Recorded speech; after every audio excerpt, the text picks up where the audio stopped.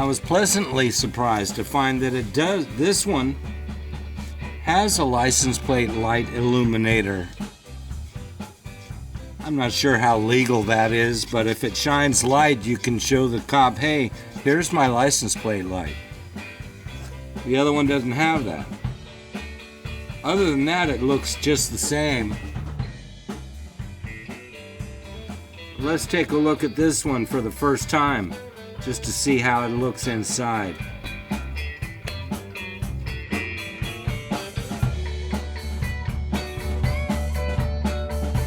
I ended up having to put larger screws in and longer. They also need some kind of protection where the wires come through the sheet metal at the bottom here. You're gonna have to put some shrink wrap on there to make sure that doesn't get chewed up. Okay, so I didn't see any red filings. I just gotta think this one's better. It also has a smaller bulb in here, which I haven't tested yet. I just got this out of the box. Smaller bulb so it'll fit in here good.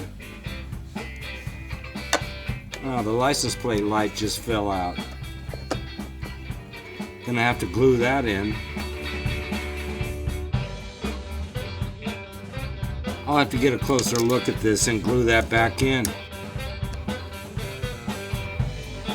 Okay, so I found it does have some slots for tabs on this to fit into, which holds it pretty good, but I'm still gonna glue it.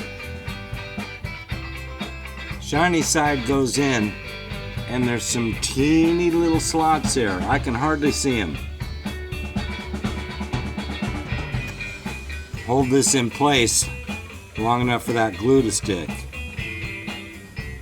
So other than the strain relief area here that it needs and that gluing, I'm a bit more happier with this one than the last one.